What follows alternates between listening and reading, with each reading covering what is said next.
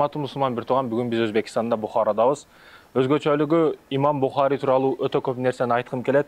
Себеби Имам Бухари Курандан кийинки пайгамбарыбыз саллаллаху алейхи вассалам сөздөрүн жыйынтыктап толук түрдө жазып чыккан Имам Бухари болуп эсептелет. Имам Бухаринин эмне өзгөчөлүгү бул жака түрттү? Кантип бул эң күчтүү китепти жазып чыкты Курандан кийинки? Себеп урматтуу мусулман бир тууган, бунун астында өтө көп сырлуу нерселер жатат. Биринчиден бунун адеп ахлагы.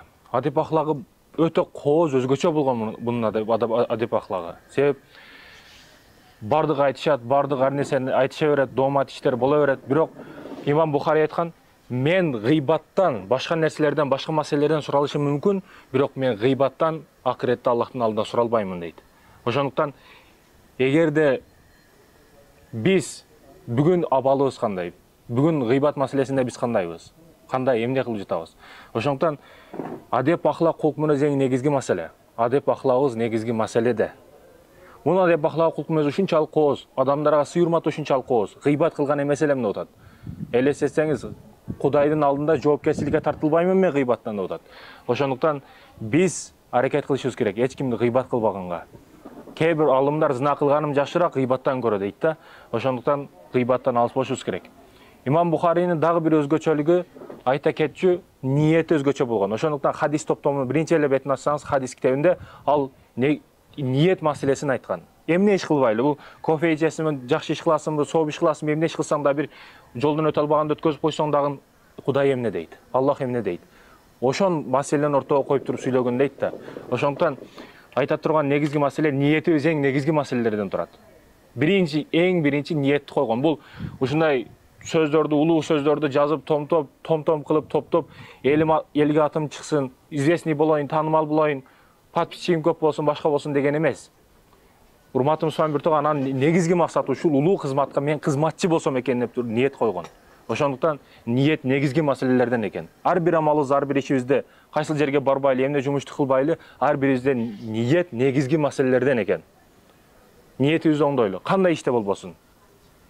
Атасы, Имам Бухаринин атасы, мен арам жедирбедим дейт балама. Валлахи, Кудайга касан ичим айтабын, мен арам жедирген жокмун балама дейт. Бүгүн иншалла жакшы бир арам жеген жок, аралашкан жок, башка деши мүмкүн. Бирок валлахи арам жеген жок дейиш, бул өтө оор маселе. Оор кыйын нерсе бул.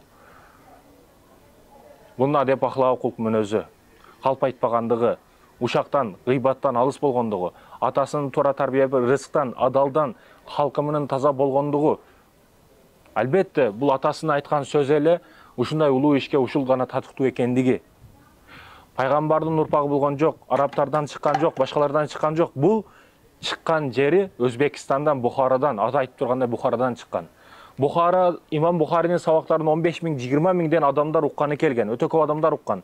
Бирок Куранды ошол учурда дагы Имам Бухариге азыркы устаздарыбызга дагы Чуба устазга болсун, башка устаздарга доомат ушак болгону сыяктуу, ар кандай доомат ушактар, ар кандай шылтоолор, ар кандай жабылуулар жабылып турган. Бул Имам Бухариге дагы бул Куранды махлук деди деп ар кимге ар кандай шылтап сөздөрдү таратышат. Имам Бухаринин бул ушинтип айтат экен, Имам Бухари ушундай экен деп сабагынан бардыгы чыгып кетишет. 15 миң адамдын ичинен бардыгы чыгып Имам Муслим гана калат. Урматтуу мусулман бир тууган, устазга ишенч, устазга болгон көз караш негизги маселелерден. Себеби кимдин устазы болбосо, анын устазы шайтан болот дейт. Бул устазына ишенди Имам Муслим. Ошондуктан бүгүн канчалаган жылдар, канчалаган кылымдар өтсө дагы Имам Бухари, Имам Муслимдин аты турат, азыркыга чейин эскерет адамдар. Бирок калган чыгып кеткен, мечиттен чыгып кеткен 15 миң адамдын башка шагирттери болгон. Ошо шагирттердин дагы эч кимсинин аты жок. Имам Муслим, Имам Бухаринин аты ушул жерде сакталып турат, элдердин жүрөгүндө жашайт. Ошондуктан аракет кылышыбыз керек элге жерге кызмат кылганга. Имам Бухари, урматтуу мусулман бир тууган. Бул Бухара аземдүү шаарлардан, өзгөчө кооз жерлерден күмбөздөр, өзгөчө бир нерсе стартты, киргенде эле кире бериш жерде Түркістан болсын, Өзбекстан болсын, доппулары, баш кийимдери, анын арасында биздин калпакта турат экен, өзгөчө көңүлдү көтөрө турган маселе. Албетте бул кубанарлык маселелерден.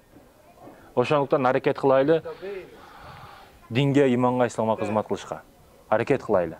өзгөчө түрдө. Көрөйлү, эки жакты көрөйлү. Мен рыноктарды көрүп атам, базарларды көрүп атам. Мына биякта хафыз акабыз отурат. Бул хафыз ака эми өзү жүзүмдөр, содаларды кылат. Убагында бизге бишекке жүктөр жөнөтүп турган, биз бишектен сатып Казакстанга жөнөтүп. Дос, ишенимдүү дос, урматтуу Мустафа Миртоган. Чындыгында Татарстан болсун, Тажикстан болсун, Казакстан болсун, ар бир жерде ишеничтүү досуң болсо бул кандай жакшы. Чыныгы дос, туруп бере турган дос, кыйнат кылбай турган дос, сатып кетпей турган дос. Чыныгы достор көп болсо эң жакшы ушул. Азыр мисалы кайсы образга барсак да, кайсы өлкөгө барсак да, Кудайыма шүгүр, ишеничтүү достор бар, күтүп ала турган, баша кыла турган. Аллах алардан ыраазы болсун. Кылган кызматтарын кенен сообу менен кенен кылып Аллах Таала кайтарып берсин. Айта турган маселе, урматтуу мусулман, дос тандашта дагы. Имам Бухаринин чөйрөсү кандай болгон? Кандай достордун арасында болгон? Ал бир хулигандарга кошулду, башка жамандарга кошулду? Жок. Гыйбат душакка кошулду? Жок. Ал чөйрөсү таза, иман исламдуу таза адамдардын, таза балдардын арасында чоңойду. Ошондуктан аракет кылышыбыз керек чөйрөбүздү оңдогонго.